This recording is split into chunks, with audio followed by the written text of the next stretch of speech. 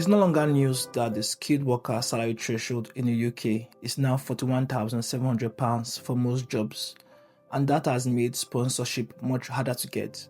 To qualify for the skilled worker visa, your employer must be approved by the Home Office and you must earn at least the minimum salary threshold for your role. That's whichever is higher, £41,700 per year or the job's official going rate. Just last year, many people relied on the care worker roles as a backup route into sponsorship. But from July 2025, care worker jobs were removed from the temporary shortage list. This means they no longer qualify for lower shortage pay rates. Employers must now meet the full skilled worker salary thresholds before they can sponsor. While sponsorship is still technically possible, many care employers cannot pay those high rates. But here's the good news.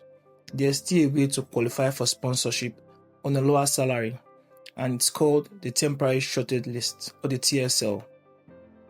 If your job is still on this list, you could be sponsored at a lower pay rate, sometimes 10 to 15k pounds less than the standard requirement.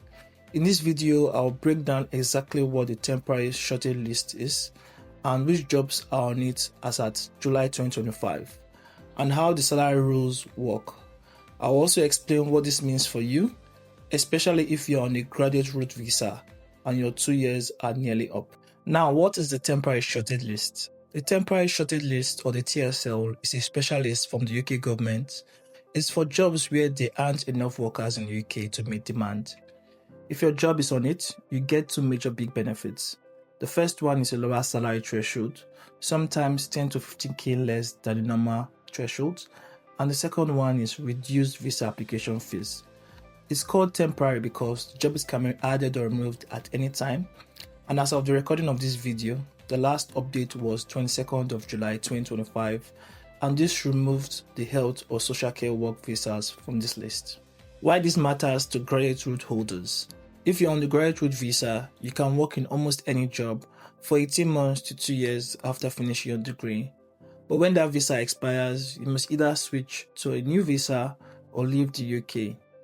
Last year, many graduates got sponsored in care roles, but now with the new £41,700 threshold and the care roles being removed from the temporary shortage list, getting sponsorship is now much harder than before.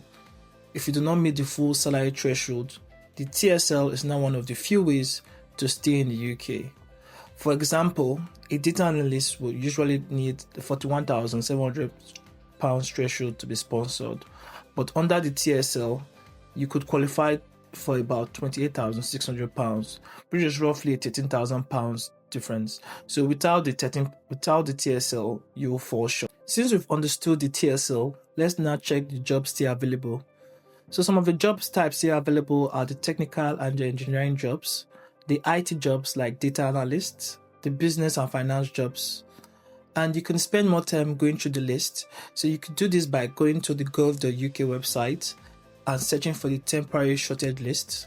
Find your job occupation code and make sure it actually matches the duties you actually do at work.